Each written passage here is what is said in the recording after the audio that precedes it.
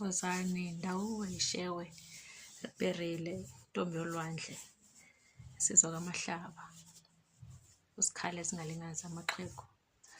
Today let's talk about umfukwa, let's talk about umdliwa, let's talk about umupfuko. I hope all of you are doing well. We are still doing well, and thank you so much for subscribing to our channel. And to those who haven't done that, please do that so that we can keep this page running. Our page is Ntombi yolwandle. And to those who want to see our products and more videos, other videos that are not on YouTube, our Facebook handle is on Mahlabezulu Insizwa kaNdlovu. Mahlabezulu Insizwa kaNdlovu. That's where you're gonna see our products, our range that we have at Mahlaba Healing Institute. So if you want to see our range, or you want to see more videos that are not on the YouTube, you can go there. But on YouTube, that's where I will be posting more teachings on Obungoma Amadlozi Umundawo Umnguni Inzuza. So please subscribe and don't be scared to share the page. Share the page if you know that there are people who need help. Please share this page, and when you post your questions, we will make sure that we come back and respond to you. When we take time, just bear with us. Sometimes we are just busy, but we try by our means to respond to every question that we get. As we said that tonight we're going to talk about umdliwa, we're going to talk about umfukwa, mupfuko. There is a video that we did where we were explaining what is idlozi. What is idlozi? Let's recap. Idlozi is the spirit that everybody has.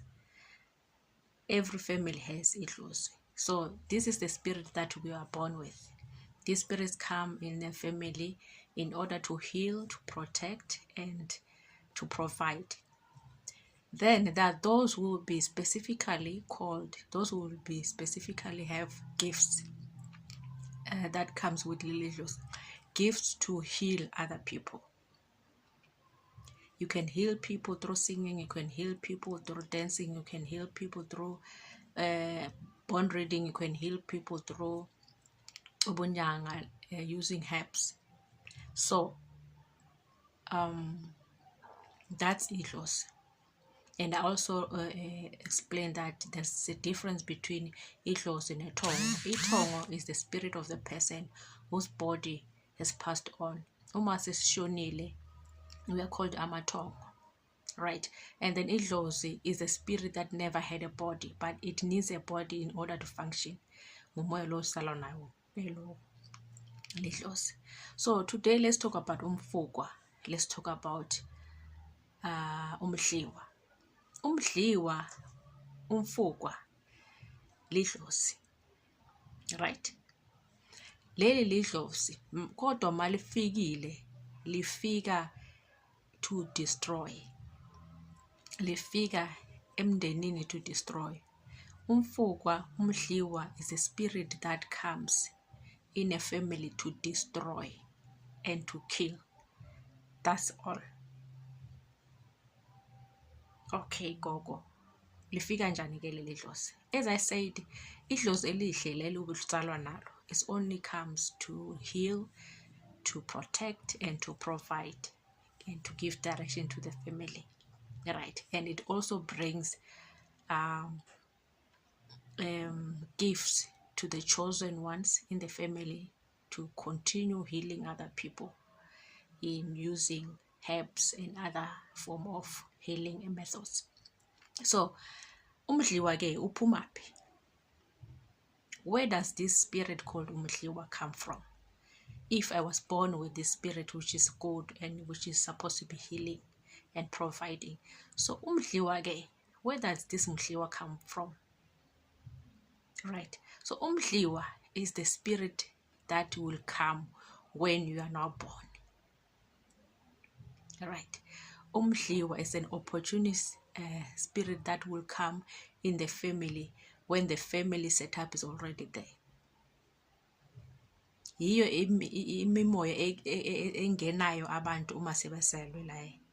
Yiyo imimoya engenayo abantu by force. Their reason for coming, they came to kill. They come to destroy. That's it. So you find that in a family,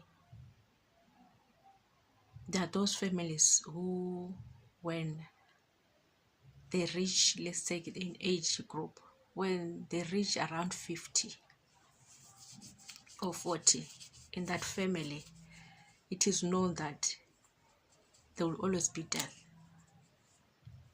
Like the male figures in that family, they don't reach 60, or there's no grandfather in that line of the family.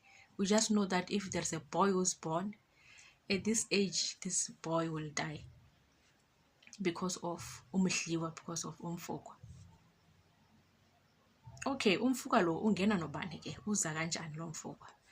Umfukwa is a spirit of somebody who died enedlozi elihle, angithi. As we say, everybody is born with idlozi elihle. This is the person who died enedlozi elihle. Kodwa masaphila lo muntu wahlukumezeka. The spirit comes from somebody who was born with the good spirit of idlozi. But because of some circumstances when this person was still in this earth, living in this earth with and then this person was persecuted, this person was dealt with in a wrong way, bese idlozi lakhe liyakwata, ashone ke lo muntu lo. Mase eshonile idlozi lakhe, ngoba idlozi alifi ngumoya ngithi, bese lelo dlozi lithi lona, ngimbonile uZibani ukuthi ubephethe njani umuntu wami lo ebengihleli kuye, ngiyahamba manje ngiyophindisela. So leli dlozi elihle belikulo muntu obe wena umhlukumeza asaphila, bese liphenduka la kuwe liba ngumhliwa, libuye ke lithi to torment the family or to torment you. But mainly malifika alitormenti wena uphela lo behlupha lo muntu wakhe. It torments the whole family. So it is important really when we live in this earth to live in harmony, because you don't know ukuthi uhlupha bani ohamba nobani. It is really good to treat everybody with respect and love and not harm anyone, because you don't know ukuthi lo muntu ophilayo uhamba nedlozi elinjani.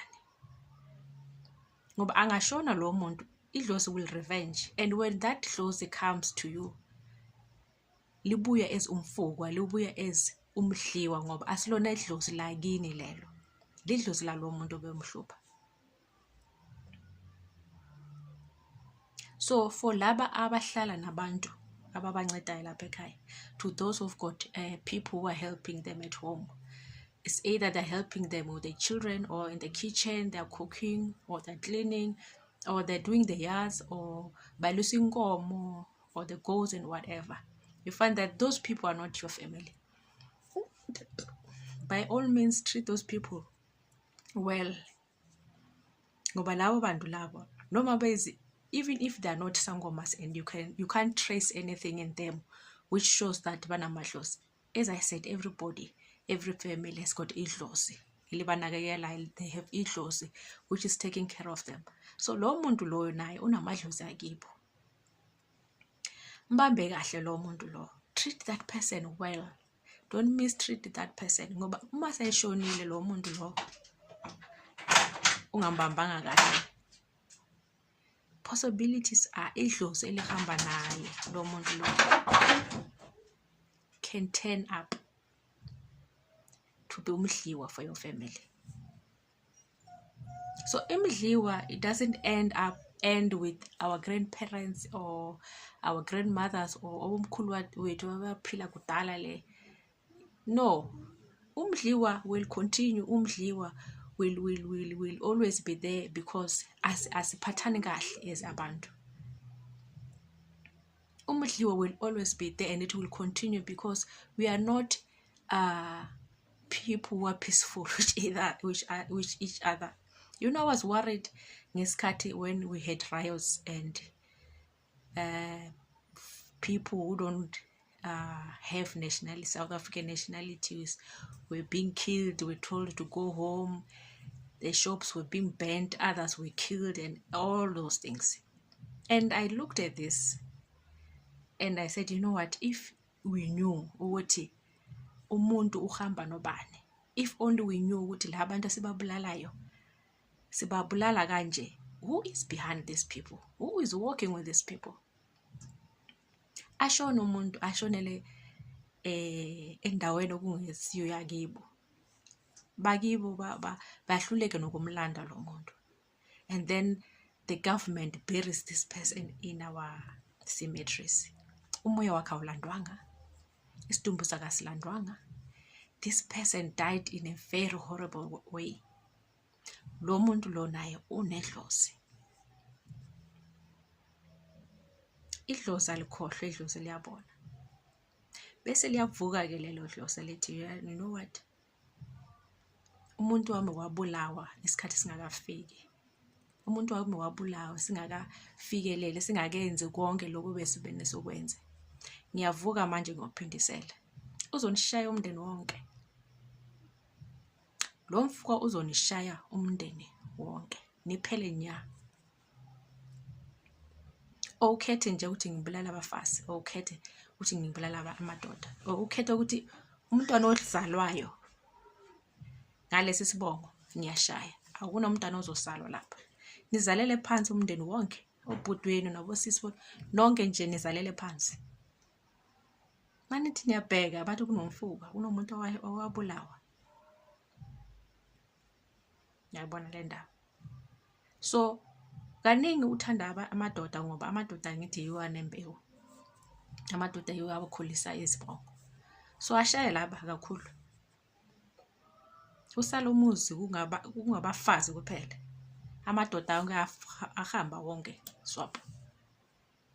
So it is important even today uthi nibambe kahle abantu laba abancedayo lapha ekhaya. Abantu nabane bacashile ema-ofisini wenu babambeni kahle. Umuntu ngamunye namunye unedlozi. It doesn't mean that you have to be inyanga or isangoma for you to be seen ukuthi unedlozi. Whether uyakholelwa or awukholelwa ukuthi idlozi likhona, lona likhona. So for most people laba abahlolwa or laba abane who have a gift, to those ones we pick it up quickly ngoba normally before uthi you are taking a route of uthi uyoba inyanga yourself, or a route of kumele ngiyothwasa, or a route of I want to lungisa izinto zasekhaya zamadlozi. Most important thing, hlola. Before uthi ngifuna ukunatha amagobongo, ngifuna ukuphothula, ngifuna ungakabulali nesilwane. Hlola. Know your history. Know your history. What is it that we are working with in this family? Ngamadlozi amahle kuphela yini noma nemifuko ayikhona? What happened before me? So kaningi from our past lives, those who lived before us, mostly imifuko yakhona ilwa ngendaba yezinkomo. Mostly you find that umkhulu wacasha nangobhuti wabantu wazolusa inkomo. After that wasishonela lo bhuti azange ayiswe ekhaya kibo. He became one of the family member, yabona. And then bese umuntu lo abe nomfuka ke, umfuka uthi ngifuna ukuya ekhaya, ngifuna ukuya ekhaya, ngifuna ukuya ekhaya. Uyabona le ndaba.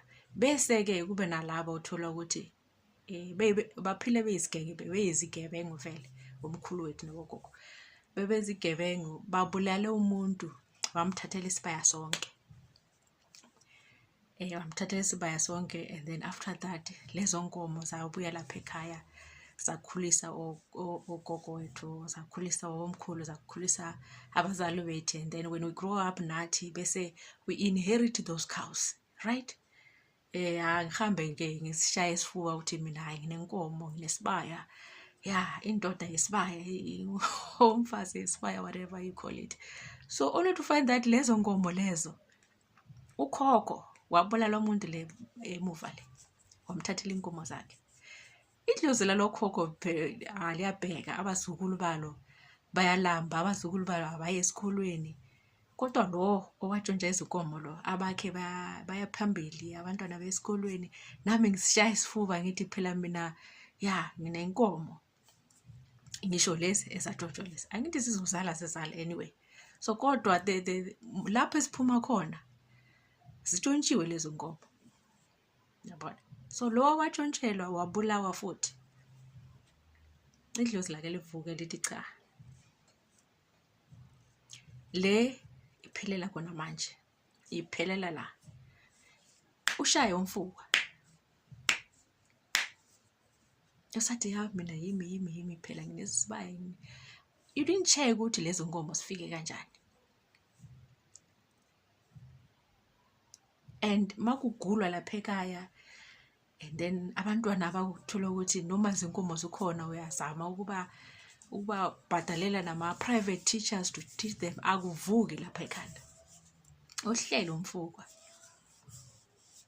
yabona. So it's not about death only, it also disturbs the mental health of umuntu, mental health of the family. Ningaswani nje lapha ekhaya, nilwe, omnye nomunye abhekele omunye, kungabi ne-peace lapha ekhaya because of umfuka. Yes, so it is important nina bantu bakithi to check ukuthi uma singazwani lapha ekhaya, is it because of our own individual behaviors or kunomfuka osingenele lapha ekhaya. Before ngiyothwasa, before ngithi ngifuna ulungisa indaba yazamadlozi akithi, awukho yini umfukwa la? Ngoba uzoyiceda imali ephehlweni, uzoziceda imbuzi ephehlweni neyenkomo, ziphele nya, imali iphele, bawuxoshe nasemsebenzini, kodwa into ezingalungi.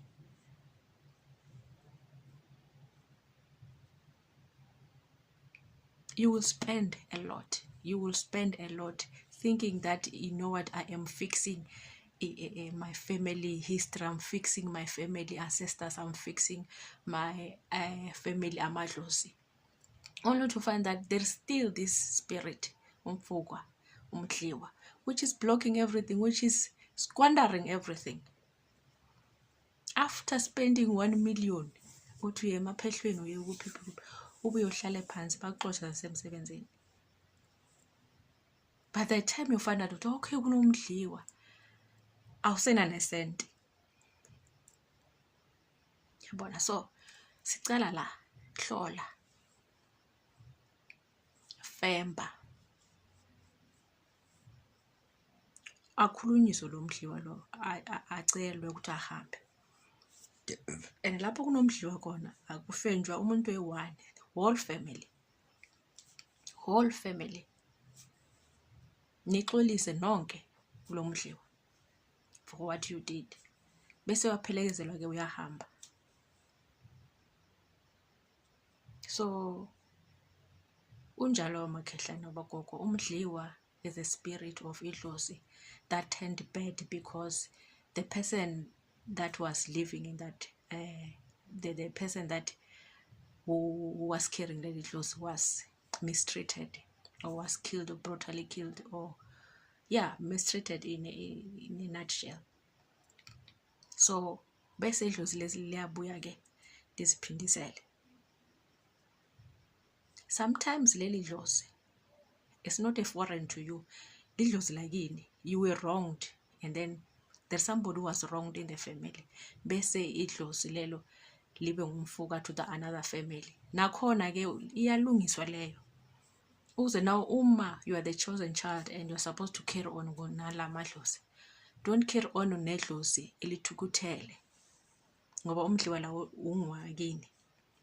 Don't carry on nedlozi elithukuthele, don't carry on nedlozi elibulalayo. Find out ukuthi lo mdliwa uphuma ngapha ngaphandle ngumdliwa wakithi yini, ngoba yes, if babakini bebebulala, if babakini bebethakatha, if babakini were not doing good, nabo ke labaya bangaphandle bangaphindisela nabo, bese wena uphenduka umuntu ohamba nomdliwa wakini. So nawe ke cheka ukuthi la ekhaya la akayikho waganga yini, waganga la ngaphandle, bese bamthakatha bamphindisela. Uma sefile naye phela uba ngumdliwa ngoba naye usufuna ukuphindisela, angithi. So ziyalungiswa lezi zinto lezi.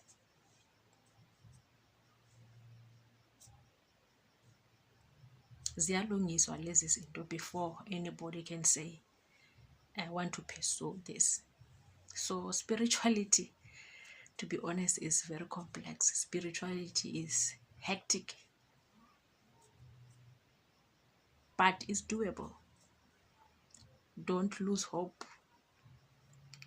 The moment you lose hope, the moment you bury your head in the sand, uzosha still. So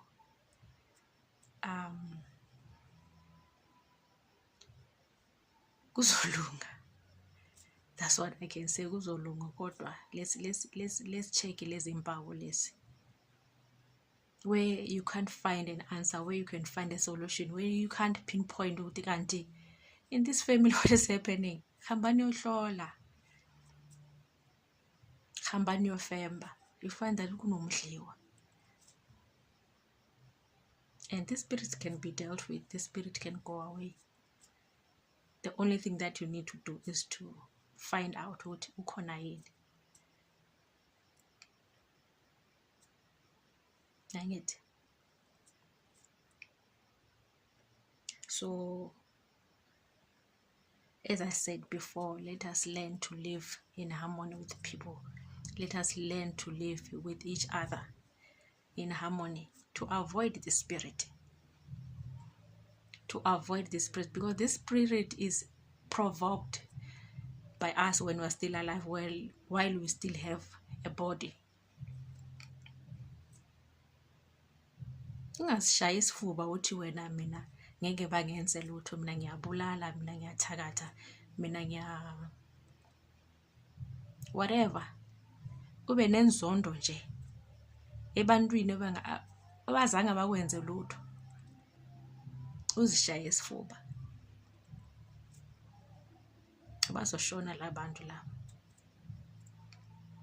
bazoshona. And if idlozi labo likwatile lisitshela ukuthi lifuna ukuphindisela, asazi wena, yabona. And kunabanye ke abantwana uthola ukuthi at the young age labantwana babacaba ngemithi, labantwana babadlisa imithi, or in the family, even adults, you find that ngabantwana laba abadliswa imithi. To say, should anybody hate these people? Should anybody kill these people?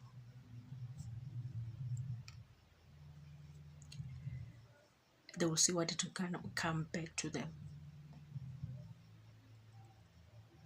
And kunalabo ke uthola ukuthi bashonile in a bad way, and then umndeni uthi okay, sifuna ukuthi umuntu lo aziphindisele.